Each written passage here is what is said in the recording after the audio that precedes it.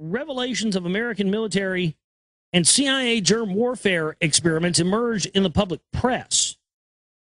Surprisingly, many of those experiments were conducted in U.S. cities and were directed against U.S. citizens.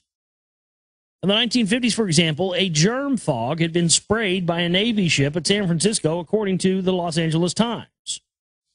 In an experiment designed to determine both attack and defense capabilities of biological weapons, a Navy ship blanketed San Francisco and its neighboring communities with a bacteria-laden fog for 6 days in 1950, according to U.S. military records. The records contain the conclusion that nearly every one of San Francisco's 800,000 residents was exposed to the cloud released by a Navy ship steaming up and drawn just outside the Golden Gate. The aerosol substance released by the ship contained a bacteria known as Serratia, which was believed to be harmless by the military at the time, but which has been found since to cause a type of pneumonia that can be fatal, which sounds like the same similar stuff they're putting in the chemtrails, you know. People have died from these mysterious respiratory illnesses that the doctors claim they don't know, they know nothing about, they've never seen. Yeah, right. You know, people go in with these upper respiratory infections and stuff from chemtrails, obviously, and they're saying, oh, we don't know what this is. We've never seen this before. And the next thing you know, your daughter's dead. Same stuff, man. They've been testing stuff on us and continue to test stuff on us and have for years. It's never stopped.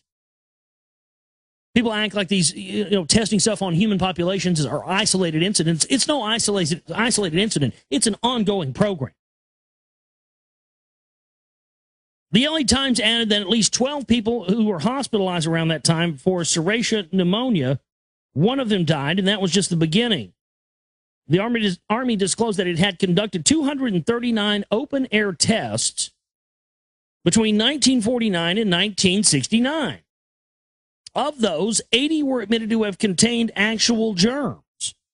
The tests were directed at Washington, D.C., New York City, Key West, Panama City, Florida, and San Francisco. If we accept the Army's figure of 80 live disease experiments, we discover an average of 4 germ attacks against U.S. cities every year for 20 years. Other government documents have revealed additional CIA germ warfare experiments carried out in the same manner.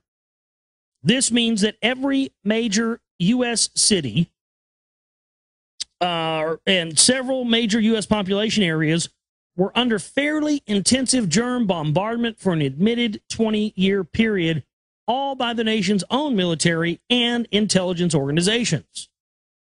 These germ experiments reportedly ended in 1969. However, justified suspicions have arisen about sudden outbreaks of more recent diseases, especially those which do not seem to conform to our understanding of epidemiology. First tonight, Spotlight can reveal the Dorset village, which has suffered a series of birth defects, was exposed to enormous quantities of chemicals in 1959. Families in East Lulworth are already demanding a public inquiry into germ warfare tests carried out in the 60s. Now documents show chemicals were dumped by aircraft over Dorset in quantities that were up to 1,000 times greater than the rest of the country. Our environment correspondent Simon Hall has this exclusive report. The aim of the airborne tests was the same as those carried out from ships, to examine how vulnerable Britain was to a germ warfare attack. This, though, is the first time a chemical known to be toxic was used: zinc cadmium sulfide. Scientists say the cadmium is the most worrying component. It is carcinogenic, and studies have shown it can cause birth defects in rats. It's unclear if it could have the same effect in humans.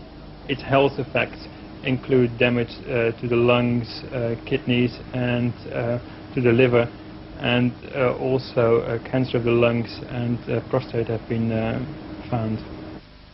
The test was carried out in August 1959.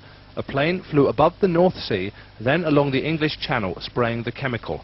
Typical numbers of particles detected were 0, 1, 8, 12, and a maximum of 38. But when the plane reached the end of its track, something happened. That resulted in Dorchester sampling 4,315 particles. There was no sample point at East Lulworth, but it lies directly in the chemical's path. The experimental reports give no indication as to why such high levels were recorded at Dorchester, but scientists I've spoken to believe one of two things happened. Either something went wrong and a large amount of the chemical was released accidentally, or, being the end of the experiment, the remaining chemical was deliberately discarded. The virus would immunize against this VMAT2 gene, and that would have the effect that you see here, which is it's essentially to turn a fanatic into a normal person. And we think that will have major effects in the Middle East. How would you suggest that this is going to be dispersed? The aerosol? Well, so the present plan and the tests that we've done so far have used respiratory viruses such as flu or rhinoviruses, and we believe that that's a satisfactory way to get the exposure of the largest part of the population. Most of us, of course, have been exposed to both of those viruses, and we're quite confident that this will be a very successful approach. This is fascinating. What's the name of this proposal? Yeah, so the name of this project is FunVax, which is the vaccine for religious fundamentalism. And you have a proposal already? The proposal has just been submitted, and I think that the data that I have shown you today would support the development of this project, and we think it has great promise.